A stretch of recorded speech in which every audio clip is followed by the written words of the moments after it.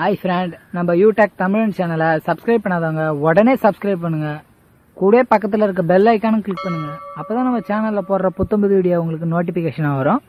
ஒரு வீடியோ கூட மிஸ் பண்ணாத நீங்கள் பார்க்கலாம். வீடியோ பிடிச்சிருந்தா லைக் பண்ணுங்க, கமெண்ட் பண்ணுங்க, மறக்காம உங்க ஃப்ரெண்டுங்களுக்கு ஷேர் பண்ணுங்க. ஹாய் ஃப்ரெண்ட், நம்ம பார்க்க போகிற வீடியோ மேஷ ராசிக்கு 7.5 சனி ஆரம்பம் என்னவெல்லாம் நடக்க போகிறது தெரியுமா? பொதுவாகவே மேஷ ராசிக்கு சனீஸ்வர பகவான் 10 மற்றும் 11ஆம் இடத்துக்கு உரியவர். அதாவது மகரம் கும்பம். அவர் மேஷ ராசிக்கு 12ஆம் இடமான மீன ராசிக்குள்ளே வரக்கூடியது 2025 மார்ச் மாதம் என்று நகர்றாரு. அப்படி மீன ராசிக்குள்ளே வரும்போது அதாவது 7.5 சனியோட ஆரம்பம், அதாவது முற்பகுதின்னு சொல்லலாம். மீனத்தில் இருக்கும்போது ஒரு 2.5 வருஷம் இவர் 7.5 சனியின் துவக்கம், அதாவது விரயச்சனி அப்படின்ற ஒரு பேசிக்கில் அவர் மீன ராசியில் அமர்றது. பொதுவாக இந்த மேஷ ராசிக்கு 12ஆம் இடமான மீனம் அப்படின்றது சுபருடைய வீடானது குரு, சரிங்களா? அப்போ அந்த முழு சுபருடைய வீட்டில் ஒரு பாவகிரகம் அமரும்போது ஆட்டோமேட்டிக்காக சனீஸ்வர பகவான் ஒரு விதமான சுபத்துவத்தை அங்கே அடைவார். அங்கே கொஞ்சம் கட்டுப்பட்டு இருப்பார். ஓரளவுக்கு உங்களுக்கு கெடுபலன் செய்கிறதுக்கு, அதாவது சனியை பொறுத்த அளவுக்கு கெடுதல் செய்கிறவர் மட்டும் கிடையாதுங்க. அதை மட்டும் நல்லா தெளிவாக புரிஞ்சுக்குங்க. சனியை பொறுத்த அளவுக்கு நீதிமான். அதனால தான் தராசு இருக்கக்கூடிய துலாத்தில் அவர் உச்சம், அதாவது துலா ராசியில் சனி உச்சமாவார். அப்போ அவர் அந்த இடத்துல உச்சமாகும் போது நீதி நேர்மைன்ற விஷயத்துக்கு ஒரு கடவுள். ஏன்னா அந்த ஈசன் பட்டம் சனீஸ்வரனுக்கு மட்டுமே அந்த 9 கிரகங்களில் இருக்குது. ஏன்னா சனி ஈஸ்வரன் சொல்கிறோம் இல்லைங்களா, அந்த ஈஸ்வர பட்டம் சனிக்கு மட்டும் இருக்குது. அந்த நியாயத்தை எப்போவுமே நிலைநிறுத்தக்கூடியவர்.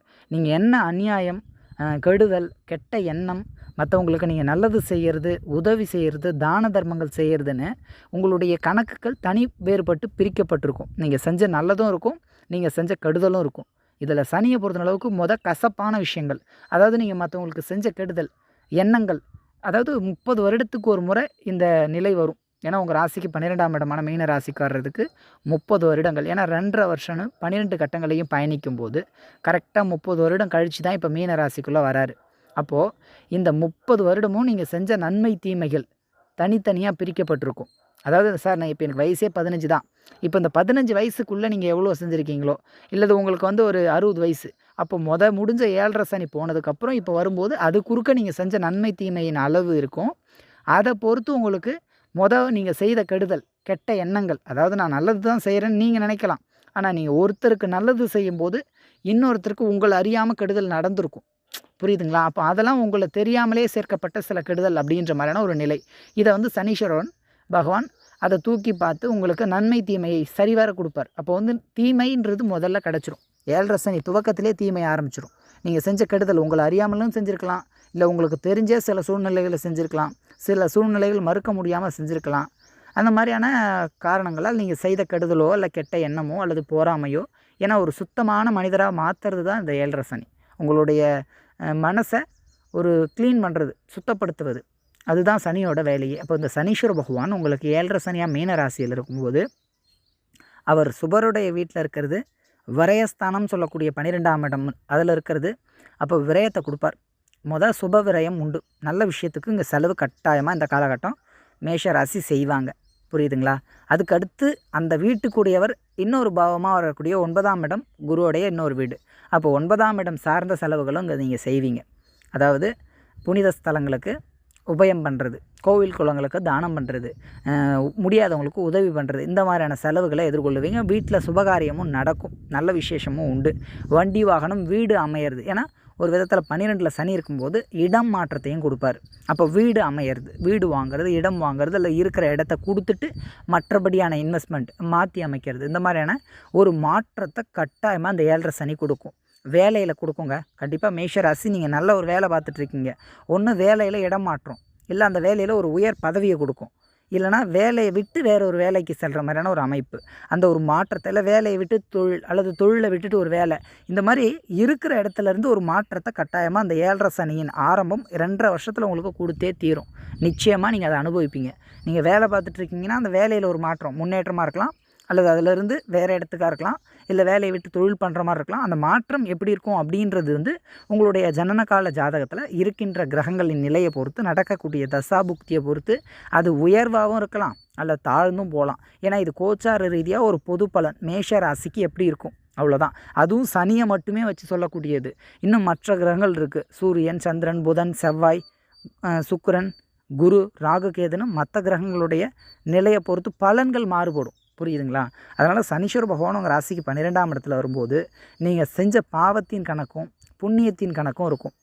பாவத்தை கொடுத்துருவார், கெடுதலை மொத்தமும் உங்களுக்கு கொடுத்துருவார். கசப்பான சூழ்நிலைகளை கடந்து வந்ததுக்கப்புறம் உங்களுக்கு நீங்கள் செய்த நன்மைகள், அந்த இனிப்பான விஷயங்களை கடைசி அந்த 7.5 வருஷம் முடிய போகக்குள்ளே அந்த கடைசி அந்த 2.5 வருஷத்துலேயே வந்து உங்களுக்கு முழுமையாக அதனுடைய பலாபலனை கொடுத்துருவார். அதுக்கான அனுபவிக்கிறதுக்கான அந்த காலத்தை உருவாக்கிடுவார்.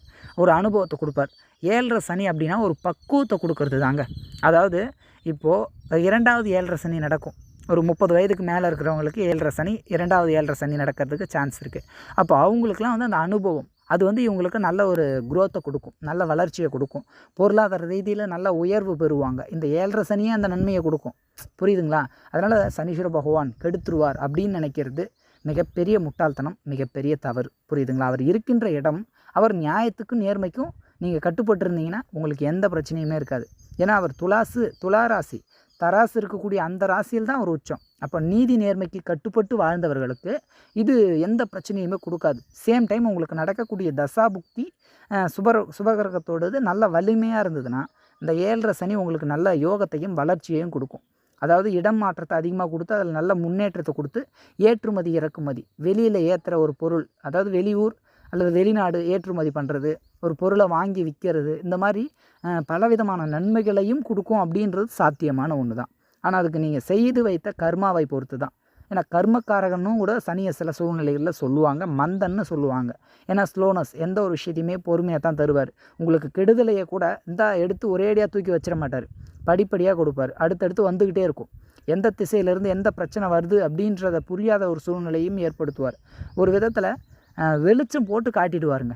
உங்களை சுற்றி இருக்கக்கூடிய நபர்களில் யார் நல்லவங்க யார் கெட்டவங்க, யாரை நம்பலாம் யாரை நம்பக்கூடாது, இந்த ஒரு விஷயத்த வெளிச்சம் போட்டு உங்களுக்கு தெளிவாக காட்டிடுவார். எனக்கு எவ்வளோ நண்பர்கள் இருக்காங்க, இந்த காலகட்டம் யார் உண்மையான நண்பன்றது தெரிஞ்சிடும். எனக்கு எவ்வளோ சொந்தக்காரங்க இருக்காங்க, உண்மையான சொந்தம் தெரிஞ்சிடும். உங்களுக்கு யார் கூட நிற்பாங்கன்றதை கூட தெளிவாக தெரியப்படுத்திடுவார், வெளிச்சம் போட்டு காட்டிடுவார். இதுதான் சனியோட இயல்பு. அதனால் சனீஸ்வர பகவானை பொறுத்த அளவுக்கு உங்கள் ராசி 10-11க்கு உரியவர்ன்றதுனால தொழிலில் மாற்றத்தை கொடுப்பாரு. மாற்றம்னா ஒரு உயர்வையும் கொடுக்கலாம். அது உங்களுடைய ஜாதகம், ஜனனகால ஜாதகத்தில் இருக்கிற நிலையை பொறுத்து அது வளர்ச்சியையும் கொடுக்கலாம் அல்லது வீழ்ச்சியையும் ஏற்படுத்தலாம். அது நிலையை பொறுத்து தான். நம்ம இப்போ பொதுவாக மேஷ ராசிக்கு பார்க்குறதுனால அவர் விரயத்தில் இருக்கிறதுனால கட்டாயமாக ஒரு விதத்தில் விரயம் கொடுப்பார். அது சுபருடைய வீட்டில் இருக்கிறதுனால நல்ல விஷயத்துக்காக இருக்கும். இப்போ தொழிலில் கொஞ்சம் விரிவாக்கம் பண்ணுறீங்க, அதுக்கு கொஞ்சம் செலவு பண்ணுறீங்க, அது ஒரு விதமான சுப விரயம்.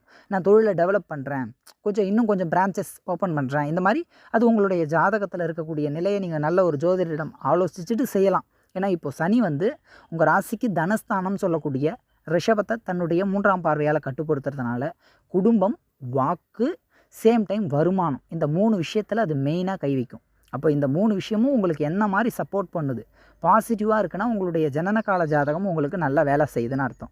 இல்லை நெகட்டிவாக இருக்குன்னா உங்களுடைய ஜனனகால ஜாதகம் உங்களுக்கு பெருசாக ஹெல்ப் பண்ணலை, நீங்கள் உங்கள் சொந்த கையை ஊனி தான் மேலே ஏறி வந்தாகணுன்ற ஒரு நிலை. அப்போ நீங்கள் தைரியமாக இருக்கணும், எதை பற்றியும் கவலைப்படக்கூடாது. சனி 12ல் இருக்கிறதுனால தூக்கமின்மை ஏற்படும், நேரத்துக்கு தூங்க முடியாது, நேரத்துக்கு சாப்பிட முடியாது. அதே மாதிரி யோசனைகளில் ஒரு மந்தத்தன்மை இருக்கும், ஒரு சுறுசுறுப்பாக செயல்பட முடியாது, சில விஷயங்களில் தடைப்படும், விரயம் அதிகமாக இருக்கும். ஒரு வேலையை நீங்கள் எடுத்து முடிக்கணும்னா அதனுடைய முடிவு காலம் சற்று தள்ளி தாமதமாகும். இன்றைக்கி முடிக்க வேண்டிய வேலை நாளைக்கு தான் முடியும். நீங்கள் அங்கே ஒன்றுமே பண்ண முடியாது. கோவப்படுறதுனால எந்த பயன், எந்த பிரயோஜனமும் இருக்காது. அதனால் சனீஸ்வர பகவானை பொறுத்தளவுக்கு இந்த 7.5 சனியின் ஆரம்பம் பெரிய அளவுக்கு மேஷராசி பயம் கொள்ள தேவையில்லை. இது கோச்சாரம். இது வந்து உங்களுக்கு ஒரு 50% பலன் கொடுக்குதுன்னா உங்களுடைய ஜனனகால ஜாதகம் எந்த நிலையில் இருக்குது, இப்போ இது கெடுதல் செய்யும், விரயம் செய்யும், அலைச்சல் கொடுக்கும், தூக்கம் இருக்காது, நிம்மதி இருக்காது, நஷ்டம் இருக்கும், கஷ்டம் இருக்குன்ற ஒரு நிலை இருந்தாலும் உங்களுடைய பிறப்பு ஜாதகத்தில் நல்ல தசாபுக்தி உங்களுக்கு நன்மை தர மாதிரி இருந்ததுன்னா இப்போ இந்த விரயம் இருக்கும், செலவு பண்ணுவீங்க, அது நல்ல விஷயத்துக்காக இருக்கும். தூக்கம் இல்லை, வேலைக்காக ஓடிட்டுருக்கீங்க, தொழில் சார்ந்து உங்களுக்கு ரொம்ப ஒர்க் அதிகமாக இருக்குது, அதன் மூலம் வருமானம் அதிகமாக இருக்கும். புரியுதுங்களா? சேம் இதனுடைய செயல்பாடும் இருக்கும். சார் இப்போ ஒருத்தவங்களுக்கு 1000 ரூபா வருது சார், அவங்க வந்து 100 ரூபா செலவு பண்ணுறாங்க, மீதி 900 ரூபா அவங்களுக்கு நிற்கும். புரியுதுங்களா? அது வந்து அவங்களுடைய ஜனன கால ஜாதகம் 1000 ரூபாய் கொடுக்குது. இங்கே 100 ரூபா செலவு பண்ணாலும் மீதி நிற்கும். ஆனால் உங்களுக்கு இப்போது ஜனன கால ஜாதகம் பெருசாக சப்போர்ட் பண்ணலை. 100 ரூபா தான் வருது உங்களுக்கு. ஆனால் 1000 ரூபாய் வருது. 1000 ரூபா செலவாகுது. நீங்கள் என்ன பண்ண முடியும்? அந்த மாதிரியான நிலை. அதனால் அவரவருடைய கர்மா கொண்டே பலன் நிர்ணயிக்கப்படும். அதனால் சனி அப்படின்றதுனால இங்கே மனசில் போட்டு பயம் வேணாம். 7.5 சனி வந்துடுச்சு, அவ்வளோதான், நம்மளை அடித்து காலி பண்ணிவிடும், எவ்வளோ கஷ்டத்தை கொடுக்கும். அது எல்லாமே வந்து உங்களுக்கு ஒரு தெளிவை கொடுக்கும், ஒரு புரிதலை கொடுக்கும். அதை தான் சொல்லிட்டேனே, உங்களை சுற்றி இருக்கக்கூடிய நபர்களை வெளிச்சம் போட்டு காட்டிடும். நன்மை தீமையை புரிந்து செயல்படும் ஒரு நிலையை கொடுக்கும். கடின உழைப்பை ஏற்படுத்தும். தன்னம்பிக்கையோடு இருப்பீங்க. உங்களை பக்குவப்படுத்துறது, உங்களை தரப்படுத்துறது. உதாரணத்துக்கு ஒரு இரும்பை நல்லா பழுக்க காய்ச்சி அதில் ஒரு பொருளை நல்லா உறுதியாக செய்கிற மாதிரி தான். புரியுதுங்களா? அதனுடைய அந்த உறுதித்தன்மை உங்களுடைய பலத்தை அது பல மடங்கு பெருக்கும். அதனால் 7.5 சனி ஆரம்பிச்சிடுச்சுன்னு மேஷராசி பயம் கொள்ள தேவையில்லை.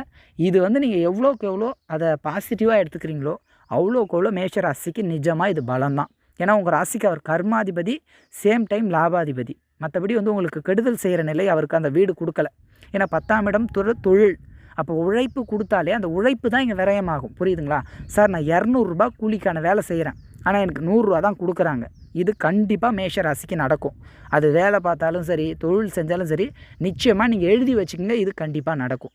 ஏன்னா அந்த விரயம்ன்றது அங்கே காட்டும். அதனுடைய அந்த சாயல் இருக்கும். சார், மழை பெய்யுது, நமக்கு மழை பெய்யலாம், ஆனால் மேகம் நம்மக்கிட்டேயும் மூடிட்டு இருக்குது. ஆனால் மழை வேறு ஊரில், பக்கத்து ஊரில் பெய்யுது. ஆனால் அந்த அந்த அந்த ஒரு கிளைமேட் நமக்கும் இருக்கும். அந்த மாதிரி தான்.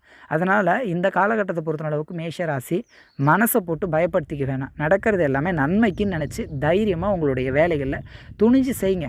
சில தடைகள் இருக்கும், தாமதங்கள் இருக்கும். சனியை பொறுத்தளவுக்கு உங்களை உறுதிப்படுத்துறதுக்கு எவ்வளோ சிக்கல் சிரமங்களை கொடுப்பாரு, கஷ்டங்களை கொடுப்பாரு. இதை எல்லாத்தையுமே கடந்து வர அளவுக்கு அந்த தைரியத்தையும் கொடுப்பாரு. ஒரு விதத்தில் லாபாதிபதி 11ஆம் இடமான கும்பராசிக்கு.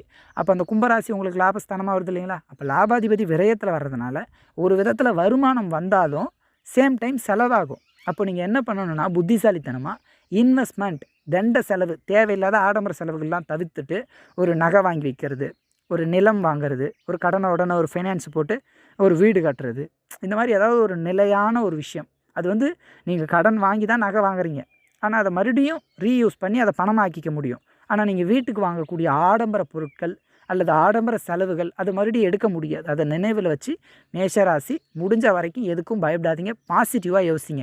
7.5 சனி ஆரம்பித்தது நிச்சயம் பிரச்சனையை கொடுக்கும் தான்.